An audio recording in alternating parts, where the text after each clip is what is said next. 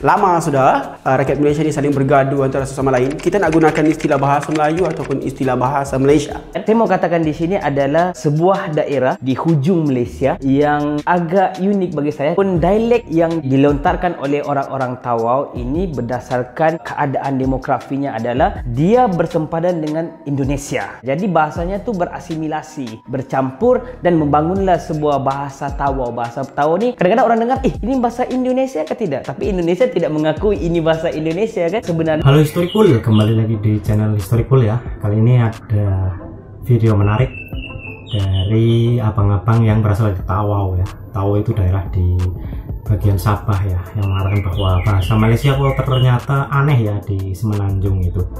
Beda dengan di Sabah sendiri atau di Tawau yang mirip-mirip seperti bahasa Indonesia katanya. Seperti apa reaksinya? Kita reaksi videonya berikut ini.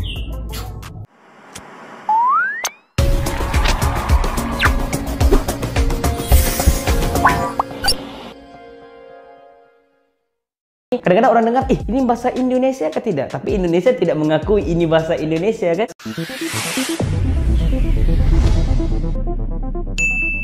Assalamualaikum warahmatullahi wabarakatuh. Halo, kembali bersama dengan kami di channel ini. Semoga semuanya sehat walafiat dan selalu diberkati oleh Yang Maha Kuasa. Oke, di penghujung tahun 2024 ini, ketika Indonesia dengan bahasa Indonesianya menorehkan prestasi di pentas dunia sebagai bahasa resmi UNESCO, negara tetangga masih berkutat dengan mencari jati diri dalam kaitannya dengan bahasa. Eksistensi bahasa di negara jiran masih terus diulas oleh beberapa warga negaranya yang peduli dengan bahasa kenegaraan. Misalnya dari sisi penutur bahasa yang kadang bercampur aduk dengan bahasa asing yang mereka kenal dengan bahasa rojak.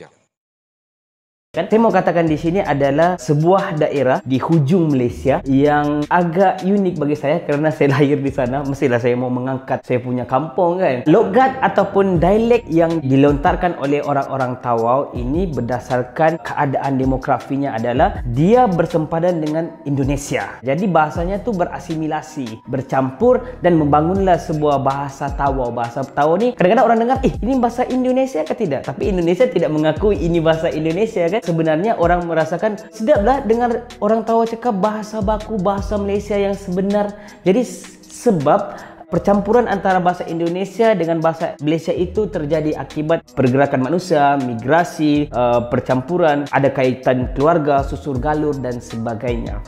Saya rasa dia bukan sahaja bahasa Tawau itu sendiri, bahkan pantai timur Sabah itu sendiri, Sandakan, Lahadatu, Semporna. Jadi dia membangunkan bahasa agak berbeza dengan bahasa Sabah pekat, bah yang terlalu banyak bah dan sebagainya. Sekarang bila saya pergi ke Semenanjung, isu bahasa Melayu ataupun bahasa baku ini boleh saya katakan agak kritikal. Kerana apa? Bila saya sampai saja di lapangan terbang juga sebenarnya orang tidak panggil saya lapangan terbang, orang panggil airport. Jarang orang mengatakan lapangan terbang, jarang. Jadi bila saya pergi counter juga, counter biasanya akan cakap bahasa Inggeris. Kebanyakan orang-orang Semenanjung sudah bercampur bahasa Melayu dan bahasa Inggeris. Banyaklah terma-terma sebenarnya yang kurang gemar guna ataupun segan mengguna. Contohnya, maaf, kita akan guna sorry, selamat tinggal, selamat jalan, bye. Jadi banyak terma-terma ini sebenarnya yang menyebabkan kita sendiri tidak memertabatkan bahasa kebangsaan. Bila kawan-kawan Semenanjung, mereka merasakan benda nireh. Contohnya macam, kan kita berpeluh kan? Kalau dekat Sabah kami panggil keringat. Dia lain kan keringat kan? Kami berkeringat. Jadi saya rasakan bahawa perlu untuk kita memertabatkan bahasa Melayu supaya orang lain datang, kalau dia rasa, kalau kita betul-betul yakin kita boleh bercakap tentang laut, kita bercakap tentang hutan, kita boleh cakap tentang ekonomi dan sebagainya, biar orang yang datang tu dia bawa translator ataupun juru bahasa untuk datang untuk faham apa yang kita mau cakap dan sampaikan. Begitulah sebenarnya barulah kita boleh memertabatkan bahasa kita seperti orang di negara Jepun. Kita ini sebenarnya negara-negara tengah memperkenalkan atau memperkukuhkan identiti masing-masing. Kalau kita pergi ke Malaysia tapi nampak bangunan-bangunan tinggi, apa yang menarik? Kalau kita pergi ke Malaysia tapi kita cakap bahasa Inggeris, apa yang menarik? Tidak ada yang menarik untuk dipelajar, untuk dilihat dan sebagainya. Kebanyakan orang merasakan kita bercakap bahasa Melayu ini sangatlah low standard, kelas bawah kan? Ataupun ini orang sastra ni, orang seni dan sebagainya kan? Sebenarnya tidak begitu. Sepatutnya kita kita kena bangga dengan bahasa kita. Bahasa Melayu itu dicampur lagi dengan dialek-dialek etnik, dialek-dialek kenegerian dan sebagainya. Dia sangat berwarna-warni dan menarik untuk dilihat, dikaji dan sebagainya oleh orang-orang di luar negara. Nah, itu tadi dari sisi penuturan bahasa yang bercampur aduk. Belum lagi dari sisi penamaan bahasa yang juga masih menjadi polemik, apakah bahasa Malaysia ataukah bahasa Melayu.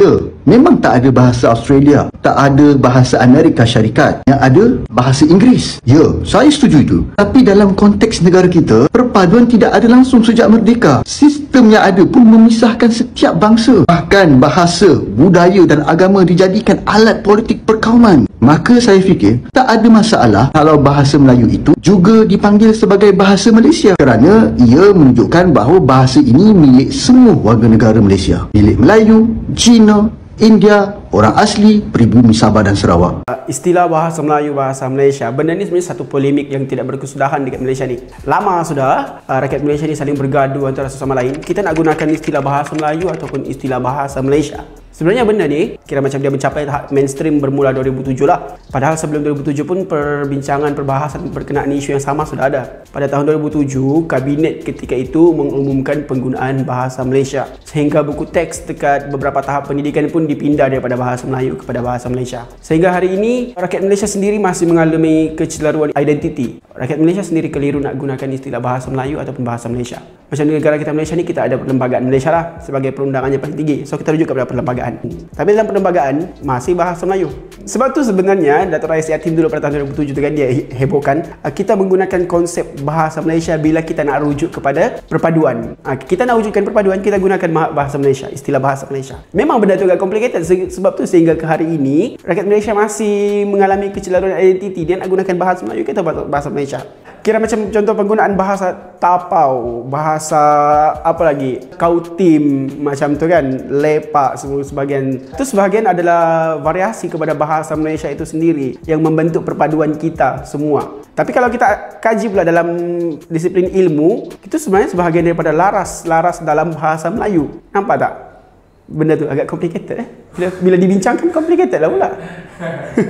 Okey, kira macam kesimpulannya di sini, macam negara kita Malaysia ni kita ada perlembagaan, bahasa kebangsaan masih bahasa Melayu. Kecuali lah perlembagaan perkara 152 itu telah dipindah, tapi sehingga hari ini belum dipindah. Jadi bahasa kita kebangsaan bahasa Melayu. Tapi bila kita rujuk perpaduan bahasa Malaysia.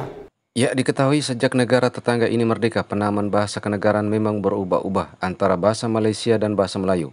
Hingga ada konsep sebagaimana yang dipaparkan tadi bahwa bahasa kenegaraan jika ditempatkan pada posisi isu perpaduan, maka dinamakan bahasa Malaysia. Tapi jika dalam konsensus negara bernama bahasa Melayu. Sehingga tak heran jika ada ketidakpastian dalam identitas bahasanya. Dan ini berbeda dengan Indonesia yang sudah merumuskan serta menyepakati penamaan tanah air, bangsa dan bahasanya jauh sebelum negara Indonesia merdeka, karena saat itu pendiri bangsa sudah melihat keanekaragaman di Indonesia, baik suku, bahasa, budaya dan agama. Saya fikir Indonesia menjadi lebih terbuka, lebih berdaya saing kerana falsafah perpaduan mereka itu sendiri, iaitu bersifat melting pot, asimilasi itu. Ya. Itu membuatkan rakyat mereka lebih lunak untuk meraihkan perbezaan, kerana perbezaan itu sudah pun menjadi semakin kecil akibat proses asimilasi itu. Jadi ini kita perlu capai di Malaysia walaupun dengan cara yang berbeza. Kalaulah kita boleh mengangkat bahasa Melayu sebagai bahasa wacana untuk semua kaum, saya yakin kita pun boleh jadi seperti Indonesia, terbuka, malah dari segi kita punya perbincangan pun rencam, dan kita boleh sama-sama bangunkan naratif yang lebih baru untuk semua golongan. Bukan hanya T20. Ini kalau kita lihat kat Malaysia, nak cakap hal-hal serius, nak cakap bahasa Inggeris je. Betul. Rakyat marahin tak boleh faham. Sedangkan kita nak ada kesinambungan antara yang di atas dan di bawah. Sebab itulah bahasa kebangsaan itu mampu mengangkat semua pihak jadi satu untuk memajukan negara. Ya, itu fakta Indonesia sebagaimana yang diulas pada video tadi. Namun di Malaysia berbanding terbalik dengan Indonesia yang meskipun sama-sama memiliki rakyat yang beragam, namun penamaan bahasa masih menjadi dilema. Bahasa menunjukkan identitas berbangsa dan bernegara. Sekalipun hebat dengan bahasa asing, namun jika bahasa kenegaraannya tidak dikuasai atau dicampur aduk antara bahasa asal dengan bahasa asing, maka cepat atau lambat bahasa asal pun akan punah. Apalagi dalam hal penamaan bahasa masih menuai polemik, maka cita-cita agar bahasa bisa menjadi martabat bangsa akan sulit terwujud. Oke, terima kasih untuk Anda yang sudah mengikuti video ini. Wassalamualaikum warahmatullahi wabarakatuh. Oke, seperti itu aja teman-teman reaction saya hari ini. Silahkan teman-teman komen di bawah ya, sebagai warga NKRI ya, seperti apa tanggapannya. Oke, terima kasih telah menonton. Saksikan video reaction saya yang lain. Bye bye.